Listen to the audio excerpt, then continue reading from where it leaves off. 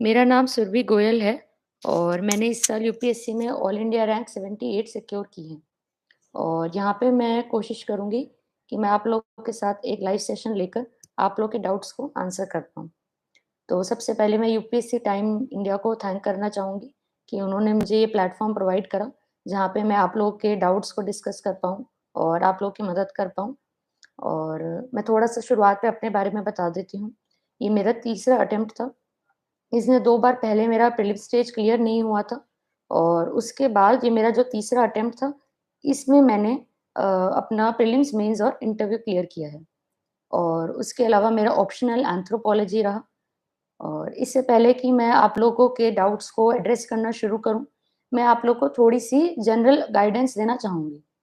तो आप लोग को क्या करना चाहिए कि आप लोग को हमेशा प्रीलिम्स के से ज़्यादा मेंस की तैयारी अच्छे से करनी चाहिए। मतलब कि पूरा साल प्रीलिम्स की तैयारी में ना लगाते हुए, आप लोग को पूरा साल मेंस की तैयारी पे लगाना चाहिए। तो मेंस की तैयारी में आप सबसे पहले ऑप्शनल कीजिए मेरे ओपिनियन में, और उसके बाद आप लोग अपनी जीएस की तैयारी शुरू कर दीजिए। और साथ में द हिंदू जो है आपका, या जो भी आपको अखबार पसंद है, इंडियन एक्सप्रेस वगैरह, वो आप अपने ऑप्शनल के साथ ही स्टार्ट कर दीजिए। और जीएस में आप सबसे पहले क्या कीजिए, जीएस में आप पॉलिटी और इकोनॉमिक्स पहले करिए, क्योंकि वो जो है आपके न्यूज़पेपर्स में भी लिंक होते हैं, तो न्यूज़पेपर्स आपको अच्छे समझ में आएँगे। और उसके बाद फिर आप लोग क्या कीजिए, जीएस 1 में हिस्ट्री, ज्योग्राफी और बाकी का जीएस 1, फिर जीएस 2, जीएस 3 और जीएस 4 आप पहले भी कर सकते हैं आप चाहें तो।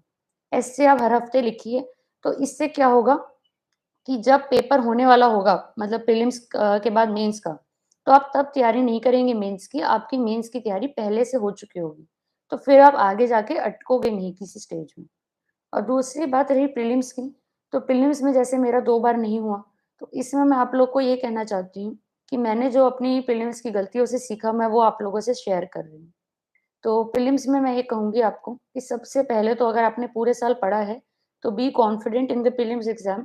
आप लोग नर्वस होएँगे ना, तो उससे क्या होगा कि आप प्रीलिम्स में अच्छे से फ़ोकस करके एक काम माइंड से एलिमिनेशन नहीं कर पाएँगे। तो फर्स्ट अटेम्प्ट में जैसे मैं बहुत ज़्यादा घबराई हुई थी, तो मैंने क्या किया, मेरे को जो आती थी चीज़ें मैंने वो भी गलत कर दी। तो आप इस तरीके से मत कीजिए। आप लोग जो हैं एकदम काम माइंड के साथ जाइए और अच्छे से अटेम्प्ट करने की क्वेश्चंस को कोशिश कीजिए। दूसरी चीज़ मैं आप लोग को ये कहूँगी कि आप लोग जो हैं प्रीलिम्स में पह जाने से पहले मॉक टेस्ट जो हैं, दीजिए ऑप्टिमम नंबर कम से कम 30 से 40, और उनमें आप पता करिए कि आप कितने क्वेश्चन अटेम्प्ट करके सबसे ज़्यादा नंबर ला पाते हैं। तो उससे क्या होगा कि आप लोगों का एक माइंडसेट बन जाएगा। ये नहीं कि किसी टॉपर ने कहा कि 95 करो तो आप 95 कर रहे हो। मैंने कहा इतने करो तो आप इतने कर रहे हो। तो आप लोग उतने कीजिए जो आपके लिए बेस्ट रहेंगे। तो वो आपको मॉक देकर पता चलेगा। तो किसी मॉक में आप लोग जो है 80 करिए, किसी में 85, किसी में 90, तो आपको आपके बेस्ट वाले पता चल जाएँगे। और ये आपका प्रीलिम्स का तरीका हो गया। ठीक है? और उसके अलावा मैं आपको ये कहूँगी कि एथिक्स और एसे को आप प्लीज़ इग्नोर मत कीजिए। मैंने देखा है बहुत सारे स्टूडेंट्स जो हैं, एथिक्स और एसे को इग्नोर कर देते हैं, वो नहीं करना चाहिए। तो ये मेरी कुछ जनरल एडवाइस थी। अब मैं एक-एक करके आप लोग के डाउट्स देखते हुए ही क्वेश्चन्स को आंसर करूँगी। तो मुझे सबसे पहले क्वेश्चन दिख रहा है कि is coaching important for UPSC? तो मैं कहूँगी कोचिंग इम्पोर्टेंट नहीं है यूपीएससी के लिए बिल्कुल भी। मैंने शुरुआत में जॉइन करी थी कोचिंग, लेकिन मुझे ऐसा लगा कि मैं सेल्फ स्टडी ज़्यादा अच्छे से कर पाऊँगी। तो इसीलिए मैंने जो है कोचिंग उसके बाद नहीं करी कंटिन्यू। तो मैं वापस अपने घर पे आ गई थी और उसके बाद मैंने क्या किया, मैंने अपने आप से सेल्फ स्टडी करी है अपनी पूरी जर्नी में। लेकिन ये एक चीज़ ज़रूर है कि मैंने टेस्ट सीरीज़ लगाई थी तीनों स्टेजेस में। तो मैं आप लोग को यही कहूँगी कि आप लोग टेस्ट सीरीज़ ज़रूर लगाइए अपने लिए। टेस्ट सीरीज़ लगाने से क्या होता है कि आप लोग का एक अच्छी तैयारी हो जाती है, आप लोग को चेक मिलता है कि आप लोग सही डायरेक्शन में हैं या नहीं हैं, ठीक है? तो ये एक चीज़ है। और उसके अलावा मैं आपको ये कहूँगी कि टेस्ट सीरी प कोचिंग में जो एक वो होता है कि क्या ज़रूरी है करना बहुत ज़्यादा, या नर्वसनेस होती है कि सब कर रहे हैं, तो इस तरीके से आप लोग मत प्रेशर में आइए। मैंने भी कोचिंग नहीं करी थी, आप खुद से अच्छे से पढ़ सकते हैं। यहाँ पे किसी ने पूछा हुआ है कि मैम टाइम टेबल कैसे बनाएँ? तो टाइम टेबल के लिए मैं आप लोग को ये कहूँगी कि टाइम टेबल के लिए आप लोग ऐसा कीजिए कि टाइम टेबल आप लोग वैसा बनाइए जो आपके लिए सबसे ज़्यादा सूटेबल है। टाइम टेबल सबका एकदम पर्सनल रहता है, तो अगर मैं आपको कहूँ कि आप मेरा टाइम टेबल फ़ॉलो करिए, तो वो हो सकता है आपके लिए ज़्यादा सूटेबल ना हो। फिर भी मैं आप लोग को थोड़ा-सा टाइम टेबल अपना शेयर करती हूँ ताकि आप लोग को एक आइडिया लगे।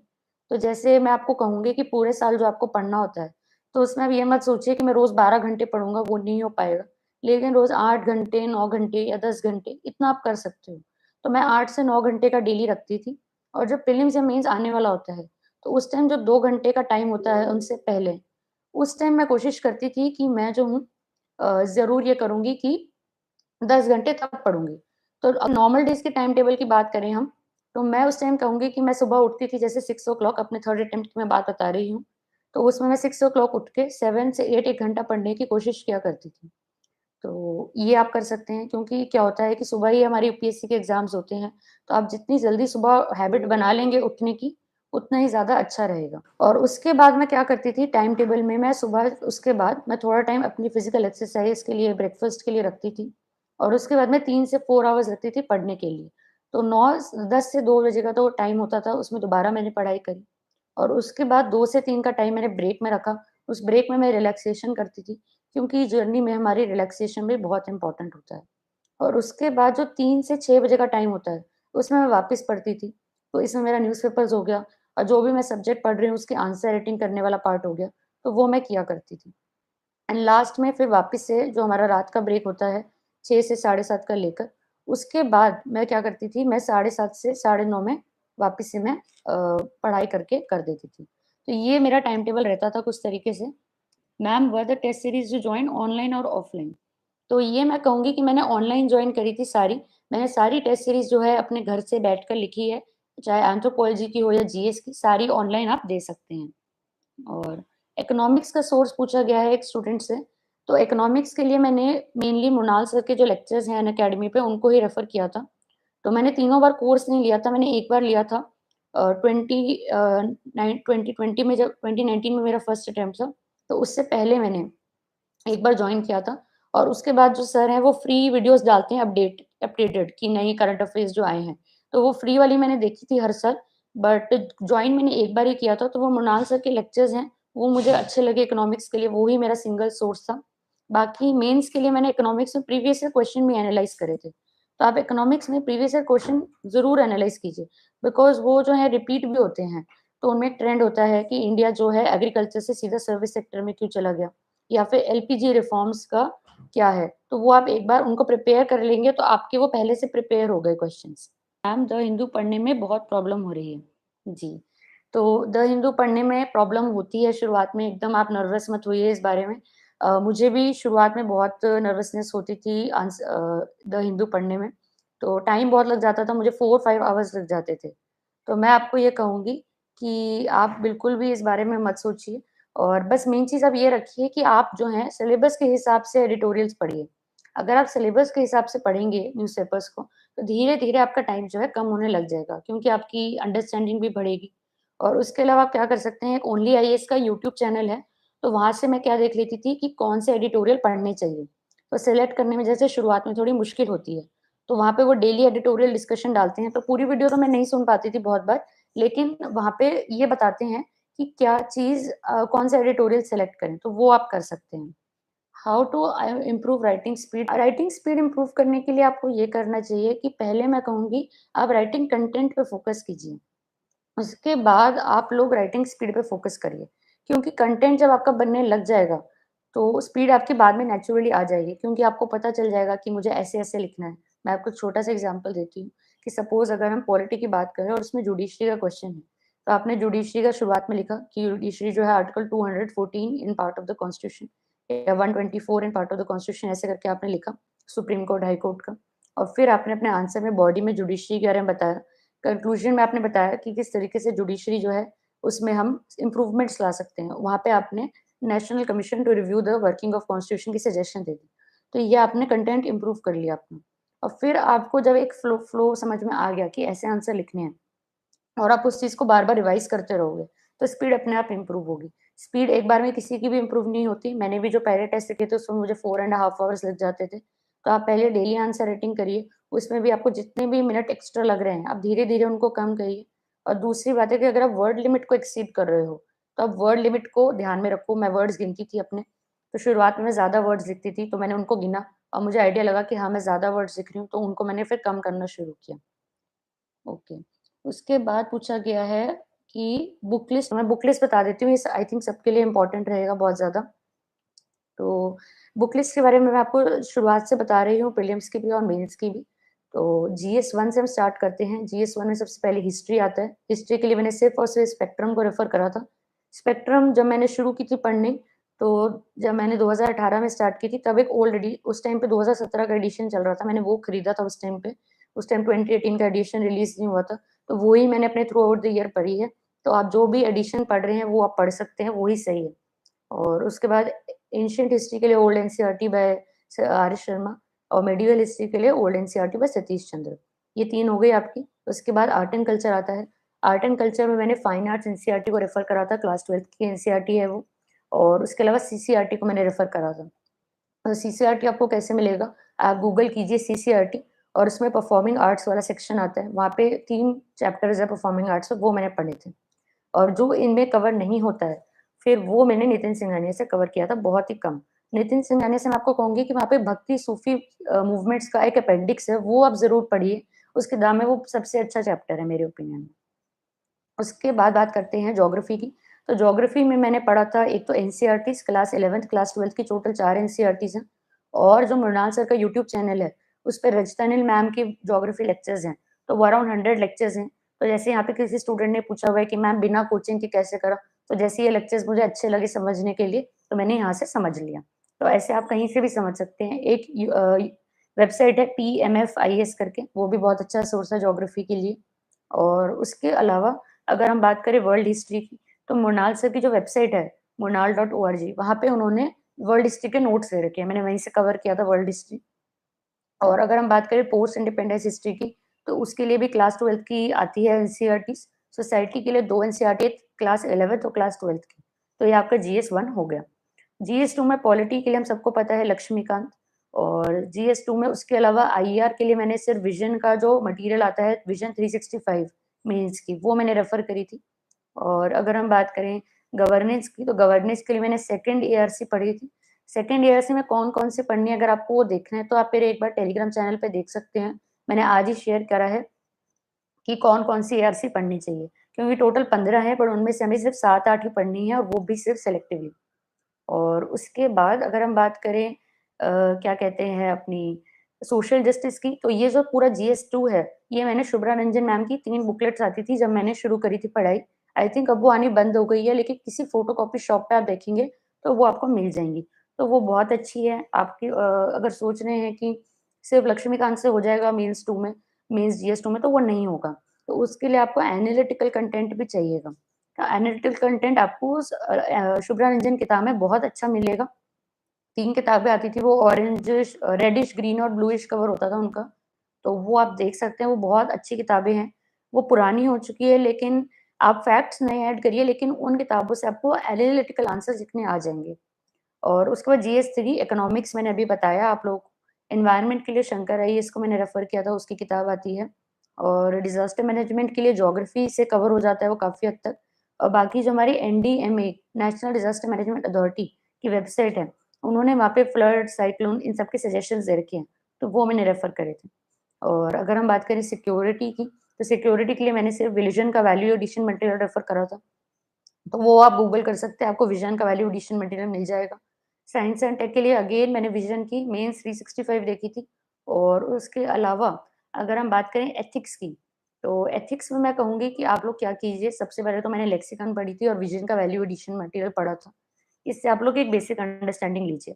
और जब आपकी एक बेसिक अंडरस्टैंडिंग हो गई है, उसके बाद आप लोग क्या कीजिए कि अपनी लाइफ़ से और किसी सिविल सर्वेंट की लाइफ़ से एग्ज़ाम्पल्स ऐड करिए।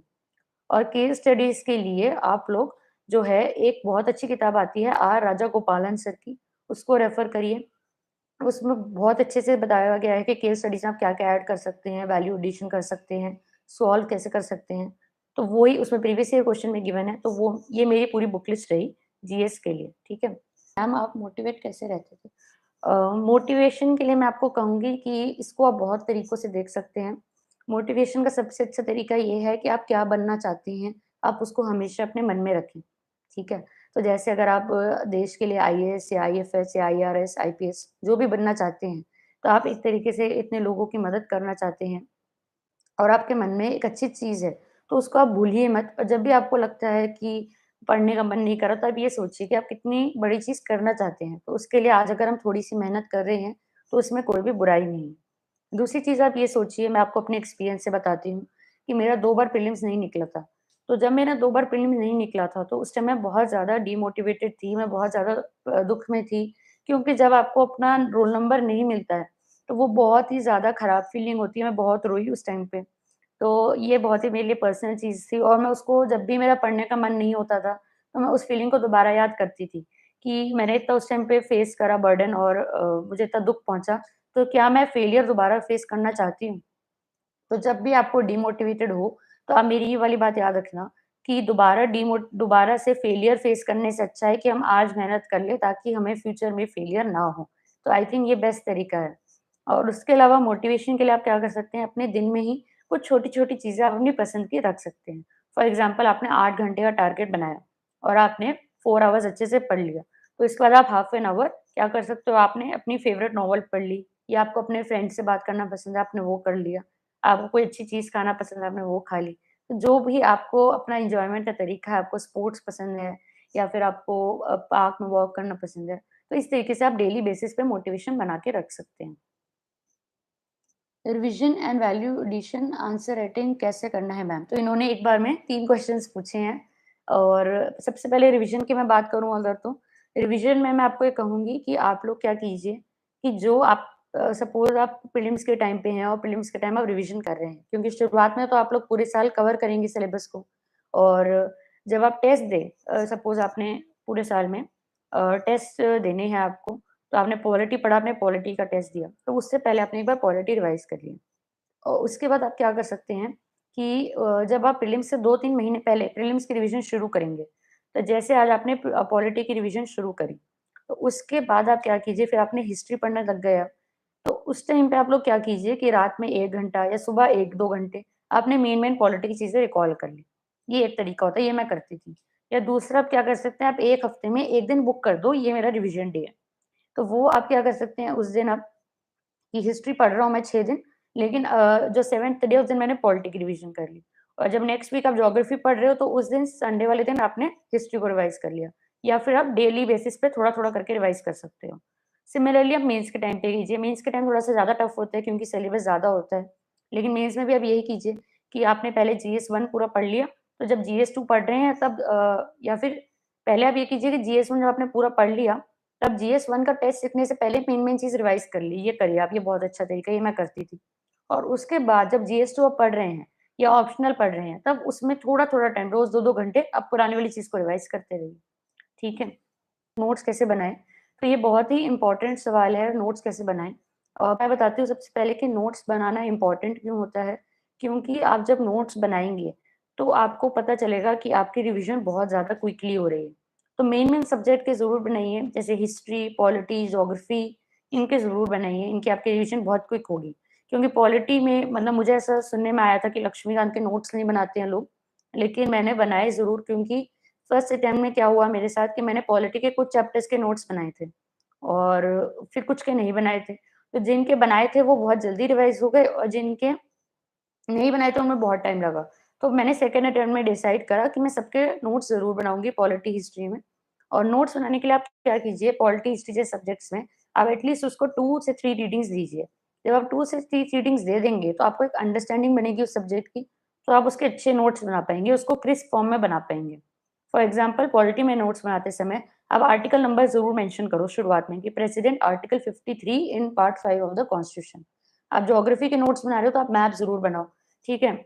और फ्लो चार्ट्स बनाइए आप पॉलिटी में, ज्योग्राफी, हिस्ट्री में कॉजेज़ होते हैं, 1857 का रिवोल्ट क्यों हुआ? तो आपने एक कॉजेज़ बनाए, वहाँ पे आपने हिस्टोरिकल रीज़न लिख दिए, फिर पॉलिटिकल रीज़न, इकोनॉमिक रीज़न, इस तरीके से आपका एक फ्लो चार्ट बन जाएगा। तो आपने नोट्स में ही आप ये बनाएँगे जब, तो इससे आपकी जल्दी रिवीज़न भी होगी और आपकी आंसर राइटिंग भी पहले से ही अपने आप अच्छी हो जाएगी। दूसरी चीज़ मैं आपको ये कहूँगी कि जो आपका ये नोट्स बनाने का है, तो कुछ सब्जेक्ट कम इम्पोर्टेंट होते हैं, जैसे कि वर्ल्ड हिस्ट्री, सोसाइटी, तो इनमें आप एक रीडिंग करके भी नोट्स बना सकते हैं। Okay, how to start answer writing? तो यहाँ पे मैं ये कहूँगी कि आप आंसर राइटिंग के लिए क्या कीजिए कि सबसे पहले आप अपना एक सब्जेक्ट पकड़िए और उसको पढ़िए। और जब आप उस सब्जेक्ट को पढ़ लिए, सपोज़ आपने हिस्ट्री पढ़ा और आपने हिस्ट्री में रिवोल्ट ऑफ 1857 पढ़ा, तो फिर आप क्या करिए, उसका प्रीवियस ईयर क्वेश्चन सर्च करिए और वहाँ पे आपको क्या मिलेगा कि यूपीएससी ने अभी तक उसपे 3-4 क्वेश्चन पूछे हुए हैं। तो वहाँ पे आप लोग ये करके 3-4 क्वेश्चन लिख दीजिए कि ये इस 1857 का आपने रिवोल्ट पढ़ा, तो मैं उसके आज आंसर लिखूँगा। तो ये फर्स्ट चीज़ है कि आप बिना पढ़े मत आंसर राइटिंग करिए और जब आपने वो टॉपिक पढ़ लिया, उसके बाद आप उसका प्रीवियस ईयर क्वेश्चन निकाल कर उसके आंसर राइटिंग करो। तो डेली बेसिस पे आप इस तरीके से करिए